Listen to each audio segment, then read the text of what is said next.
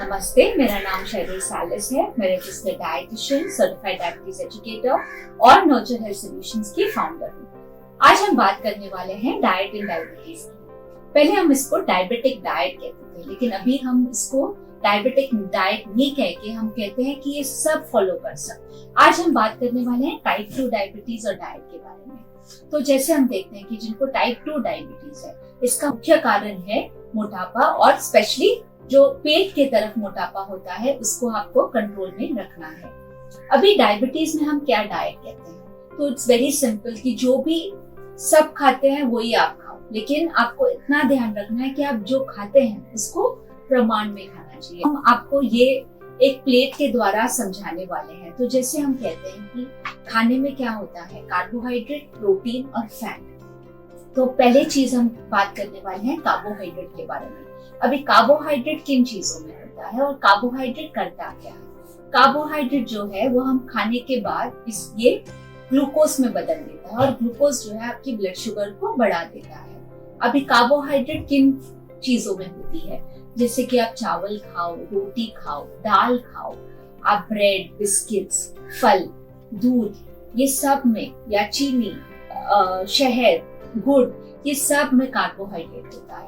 तो बहुत सारे लोगों को लगता है कि दाल में सिर्फ प्रोटीन होता है, लेकिन ये गलत बात है। दाल में 50% कार्बोहाइड्रेट होता है। कि हमने कार्बोहाइड्रेट में क्या कार्बोहाइड्रेट खाना चाहिए। अभी कार्बोहाइड्रेट में भी दो प्रकार के कार्बोहाइड्रेट होते हैं, एक है सिंपल कार्बोहाइड्रेट और एक कॉम्प्लेक्स कार्बोहाइड्रेट। तो जो सिंपल कार्बोहाइड्रेट है, जैसे कि मैदा हुआ या मैदे के जो प्रोडक्ट्स हुए, जैसे कि ब्रेड है, बिस्किट्स है, नान खटाइज है, इसका उपयोग हमें कम करना चाहिए। फिर है चीनी, शहद, गुड़, ये सब कार्बोहाइड्रेट और सिंपल कार्बोहाइड्रेट में गिना जाता है। अभी लोगों को लगता है कि चीनी खराब है, लेकिन हम शहद और जो गुड़ है वो हम खा सकते हैं। लेकिन आपको उतना ध्यान रखना है कि अगर आपने 1 चम्मच चीनी ली तो 1 चम्मच चीनी में उतना ही कार्बोहाइड्रेट होता है जितने शहद में होता है और जितना गुड़ में होता है। तो अगर आप गुड़ और शहद इस्तेमाल कर रहे हो चीनी के बदले में, तो आपको याद रखना है कि उसका भी आपको उपयोग प्रमाण में करना चाहिए। अभी कॉम्प्लेक्स कार्बोहाइड्रेट क्या होता है, तो कॉम्प्लेक्स कार्बोहाइड्रेट जैसे कि आप अगर गेहूं का इस्तेमाल कर रहे हो, तो गेहूं जो होता है आपने होल व्हीट, जैसे कि अक्खा जो गेहूं होता है उसका आटा आप इस्तेमाल करो। जैसे आप गेहूं को प्रोसेस करते हो, तो जैसे कि गेहूं से दलिया बनता है, दलिया से आपका रवा बनता है और रवा जिसको हम सूजी कहते हैं, और उससे फिर आपके बाद प्रोसेसिंग के बाद या रिफाइनिंग के बाद ये मैदा बन जाता है। तो गेहूं अच्छा है, दलिया अच्छा है, और फिर है रवा, और सबसे जो खराब होती है वो है आपका मैदा। जो पॉलिश चावल है वो अच्छा नहीं होता है, लेकिन अनपॉलिश जो चावल है वो ज्यादा हमारे लिए अच्छा होता है। तो चावल में भी ऐसा नहीं है कि आप चावल नहीं खाओ, क्योंकि जैसे हम देखते हैं कि जो लोग बंगाल से हैं या फिर साउथ इंडिया, कर्नाटका से है, उनको चावल खाने की आदत है। तो चावल हम खा सकते हैं, लेकिन आपको उतना याद रखना है कि चपाती के बदले में आप चावल, या फिर आप थोड़ा सा चपाती कम करके आप चावल ऐड कर सकते हो अपने खाने में। लेकिन कार्बोहाइड्रेट जो डिस्ट्रीब्यूशन है वो उसके ऊपर आपको ध्यान रखना है। तो अगर हम चावल खाते हैं तो चावल हम कितना खा सकते हैं। आप अगर इतना चावल खाते हो तो ये एक जो कप हम कहते हैं, तो ये 1 कप चावल में 30 ग्राम कार्बोहाइड्रेट होता है और 150 कैलोरीज होते हैं। तो चावल जैसे हमने कहा कि जितना आप अनपॉलिश चावल ले उतना आपके लिए ये अच्छा होगा। फिर है दूसरे मिलेट्स, जैसे कि ज्वार है, बाजरा है, रागी है, इसका आप इस्तेमाल कर सकते हो। लेकिन आपको याद रखना है कि रागी का जो है ग्लाइसेमिक इंडेक्स, जो शुगर बढ़ाने की प्रॉपर्टी होती है रागी में, वो थोड़ी सी ज्यादा होती है। तो इसके बदले में आजकल बहुत सारे ऐसे मिलेट्स मिलते हैं, जैसे कि ज्वार है, बाजरा है, फॉक्सटेल मिलेट होता है, या फिर आप सामो है, ये इसका आप इस्तेमाल खाने में कर सकते हैं। फिर है दाल। दाल जो है जितना आप कठोल या फिर जो हम कहते हैं अंकुरित दाल, वो ज्यादा आप इस्तेमाल करो, जैसे कि मूंग है, मट है, राजमा है, छोले है। इसमें फाइबर का प्रमाण ज्यादा होता है और इसमें पेट भी जल्दी भर जाता है, और ये शुगर के लिए भी बहुत ही अच्छा है। दाल भी आप इस्तेमाल कर सकते हो। जैसे आप देखिए कि अगर आपने इतनी कटोरी भर दाल ली, और ये थोड़ी सी मतलब बहुत ज्यादा पतली भी नहीं और बहुत ज्यादा गाढ़ी भी नहीं होगी, मीडियम कंसिस्टेंसी की अगर आपने दाल ली तो उसमें अप्रोक्सीमेटली 15 ग्राम कार्बोहाइड्रेट होगा। लेकिन बहुत इंपॉर्टेंट है कि दाल को चावल के साथ या रोटी के साथ आपको इंक्लूड करना चाहिए, क्योंकि दाल में प्रोटीन का प्रमाण ज्यादा होता है। तो दाल में कार्बोहाइड्रेट होगा लेकिन उसमें प्रोटीन का भी प्रमाण अच्छा है। जैसे कि अगर आपने 1 कटोरी दाल ली तो आपको आराम से 5 से 7 ग्राम प्रोटीन मिलता है। और जब भी आप दाल या रोटी और दाल का आप मिक्स करते हो, जैसे कि दाल या फिर रोटी या फिर दाल या फिर चावल, इसको आप साथ में लेते हो तो इसका प्रोटीन क्वालिटी भी इम्प्रूव हो जाता है। तो ये आप खाने में इस्तेमाल कर सकते हैं। फिर है आपकी जो सब्जियां है, जितने आप सब्जियां लो उतना आपके लिए बहुत अच्छा है, क्योंकि सब्जियों से आपको रेशा मिलता है। तो वेरी इंपॉर्टेंट है, जितना रेशे का प्रमाण बढ़ जाएगा तो उसमें आपकी शुगर लेवल भी कंट्रोल में रहेगी और कोलेस्ट्रॉल लेवल भी कंट्रोल में रहेगा। लेकिन आपको उतना ध्यान रखना है कि जब हम सब्जियों के बारे में बात करते हैं तो आलू है या रतालू है, जिसको हम शक्करकंद कहते हैं, और जो रूट वेजिटेबल्स हैं, इसको हम वेजिटेबल के हिसाब से नहीं, इसको हम रूट वेजिटेबल कहते हैं और इसको हमको स्टार्च ग्रुप में काउंट करना चाहिए। तो जब भी हम प्लेट के बारे में बात करते हैं तो आधी जो आपकी प्लेट होती है वो होनी चाहिए सब्जियों से। तो सलाद या फिर जो सब्जियां हैं, जैसे कि आपका दूधी है या फिर आप भिंडी खाते हो या फिर आप कोई भी हरी सब्जी खाते हो, तो ये आधा प्लेट आपका होना चाहिए सब्जियों से भरा हुआ। फिर है 1/4 प्लेट जिसमें आप दाल डाल सकते हो, या फिर आप नॉनवेज के पदार्थ खा रहे हो, जैसे कि अंडा है, चिकन है या मच्छी है, इसमें प्रोटीन होता है। तो चिकन, अंडा और मच्छी में कार्बोहाइड्रेट नहीं होता है, उसमें सिर्फ प्रोटीन और फैट होता है। तो वो हम प्रोटीन के ग्रुप में डालेंगे। और जैसे हमारे देश में हम ज्यादा करके दाल खाते हैं या फिर पनीर खाते हैं या फिर हम दही लेते हैं या फिर दूध लेते हैं, तो ये हम प्रोटीन के ग्रुप में काउंट करते हैं। तो 1/4 जो आपका प्लेट है वो प्रोटीन से भरा हुआ होना चाहिए। तो हम देखते हैं कि हमारे देश में प्रोटीन की बहुत ज्यादा कमी होती है, हम प्रोटीन उतना खाते नहीं है जितना हमने खाना चाहिए। तो इसके लिए प्रोटीन हर खाने में, जैसे कि आप नाश्ता लेते हैं या फिर दोपहर का खाना लेते हैं या फिर रात का खाना लेते हैं, आपको उतना ध्यान रखना है कि आपके हर जो खाने में प्रोटीन का प्रमाण, मतलब प्रोटीन होना ही चाहिए आपके प्लेट में। फिर है कार्बोहाइड्रेट। तो 1/4 प्लेट आपका होना चाहिए कार्बोहाइड्रेट। तो जैसे हमने डिस्कस किया है, कार्बोहाइड्रेट मतलब रोटी है या फिर आप दलिया लेते हैं या फिर आप बाजरा या ज्वार या रागी या फिर चावल, ये सब आपके कार्बोहाइड्रेट ग्रुप में आ जाएगा। और ब्रेड, ये सब आपके कार्बोहाइड्रेट ग्रुप, या फिर आप ओट्स लेते हो तो ये सब आपके कार्बोहाइड्रेट ग्रुप में आ जाएगा। तो प्लेट हमेशा छोटी प्लेट लेना, बहुत ज्यादा बड़ी प्लेट नहीं लेना। जैसे कि अमेरिकन डायबिटीज एसोसिएशन कहते हैं कि आप 9 इंच का प्लेट लो, तो 9 इंच का प्लेट लो और फिर आधा प्लेट सब्जियों से भरो, 1/4 प्लेट प्रोटीन से भरो और 1/4 प्लेट कार्बोहाइड्रेट से भरो। तो ये हो गया आपका हेल्दी प्लेट कॉन्सेप्ट। और यही कॉन्सेप्ट जो है ये आपके नाश्ते में, दोपहर के खाने में और रात के खाने में आपको फॉलो करना है।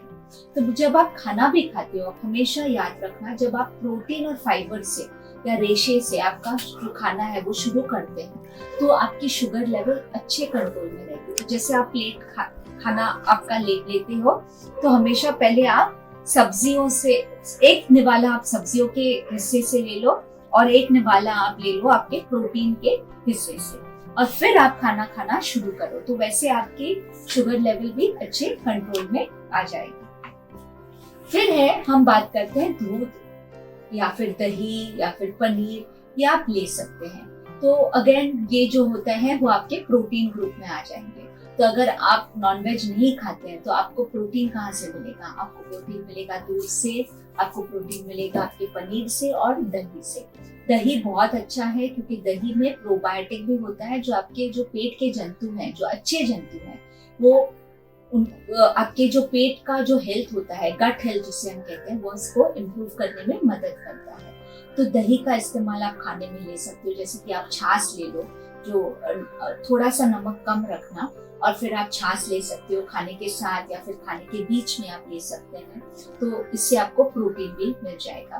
फिर खाने में आप मूंग दाल का चिल्ला बना सकते हो। जैसे कि नाश्ते में मूंग दाल का चिल्ला है या फिर बेसन दाल का चिल्ला है, वैसे आप नाश्ते में इसका उपयोग कर सकते हो ताकि आपकी शुगर लेवल भी अच्छे से कंट्रोल में आ जाएगा। अगर आप दलिया को उपमा बनाते हो तो आप दलिया में थोड़े से स्प्राउट्स डालो और उसमें सब्जियां डालो, तो फिर ये भी बहुत ही पौष्टिक हो जाते हैं और आपकी शुगर को भी अच्छे कंट्रोल में रख देता है। अभी सबसे बड़ा प्रॉब्लम हम देखते हैं वो है फलों के बारे में। लोग सोचते हैं कि जो मीठे फल है वो हमने नहीं खाने चाहिए, और बहुत ज्यादा यहाँ पे मिसकंसेप्शंस होते हैं कि क्या हम कौन से फल खा सकते हैं।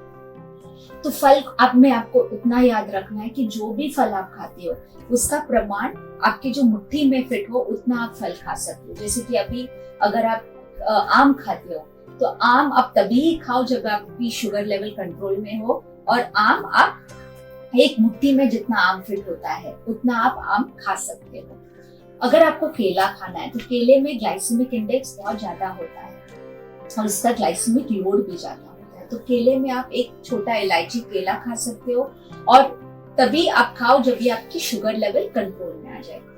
दूसरे जो भी आप फल खाते हो आपको उतना ध्यान रखना है कि एक मुट्ठी में जितना फिट होता है उतना आप फल खाओ, और थोड़ा सा कच्चा पक्का कभी भी फल खाने के साथ नहीं खा के आप बीच में, जैसे कि सुबह के नाश्ते और दोपहर के खाने के बीच में, या फिर दोपहर के खाने और रात के खाने के बीच में आप खा सकते हो। और फल के साथ आप एक मुट्ठी भर आप नट्स ले लो। नट्स मतलब बादाम है या अखरोट है या फिर पिस्ता है, लेकिन जब आप नट्स लेते हो आपको उतना याद रखना है कि इस नट्स में नमक का प्रमाण, या फिर बिना नमक वाले नट्स आप लो, क्योंकि हम देखते हैं कि डायबिटीज में ब्लड प्रेशर भी बढ़ा हुआ रहता है, तो नमक को कम रखना बहुत ही जरूरी है। तो जैसे हम कहते हैं नमक, चीनी, इसको हमें कम रखना चाहिए। तो नमक हम कैसे कम रखेंगे? एक है जब आप चावल बनाते हो तो चावल में आप नमक मत डालना, जब आप रोटी बनाते हैं रोटी के आटे में आप नमक मत डालना, और खाने में भी नमक का प्रमाण कम इस्तेमाल करना। ऊपर से आप थोड़ी सी नींबू निचोड़ सकते हो ताकि टेस्ट अच्छा आ जाए और नमक कम लगे खाने में। जैसे आप छाछ बनाते हो तो उसमें भी नमक नहीं डाल के आप जीरा पाउडर डाल सकते हो, थोड़ा सा काली मिरी पाउडर डाल सकते हो, ताकि टेस्ट भी अच्छा आए और नमक की जरूरत नहीं लगे।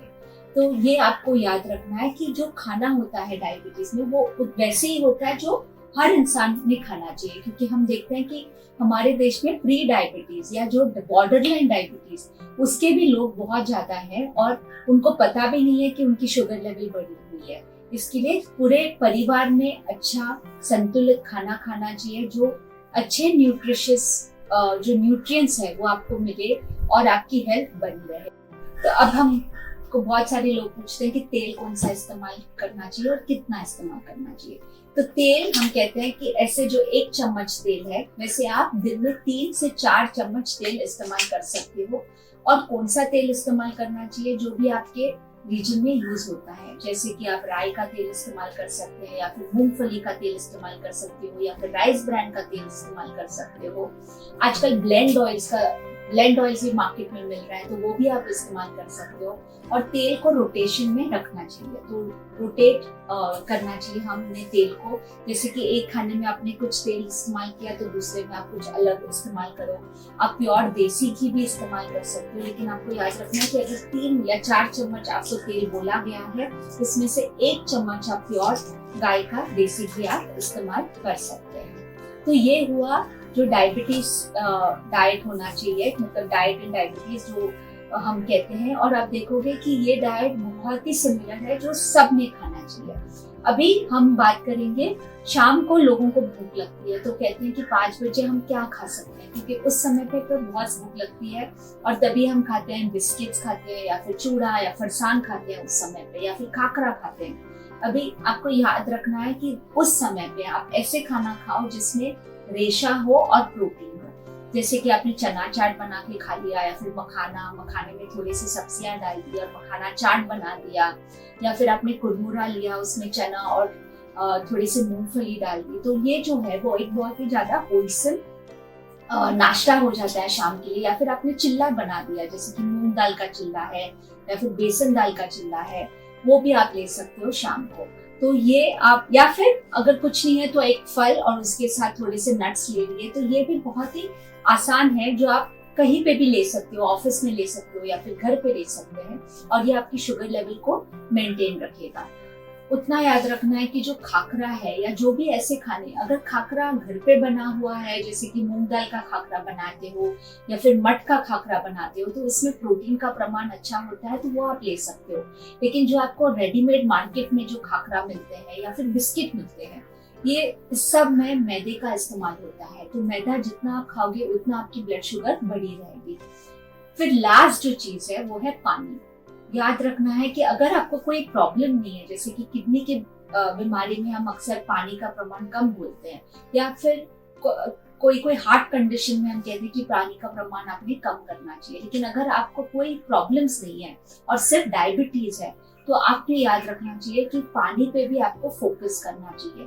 तो एटलीस्ट दिन में 2 से 3 लीटर पानी आपको पीना चाहिए।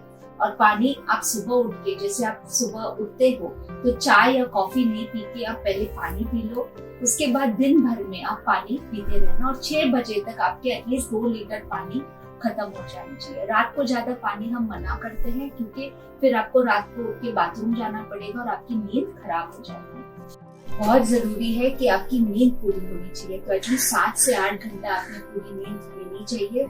और आपके जो गैजेट्स हैं, जैसे कि फोन है, टीवी है, ये सब सोने के एटलीस्ट 1 या 2 घंटे पहले आपने बंद रखना चाहिए।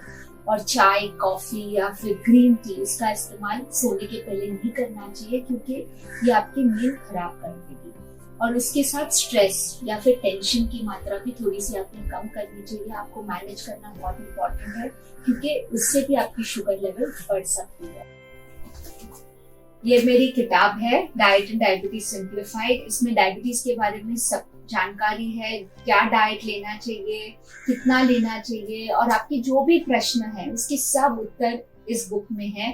तो ये अभी किंडल पे भी अवेलेबल है और अमेज़न पे भी अवेलेबल है, तो आप जरूर पढ़िए और मुझे बताइए आपको कैसे लगी। So thank you so much, आपसे बात करने के लिए बहुत अच्छा लगा।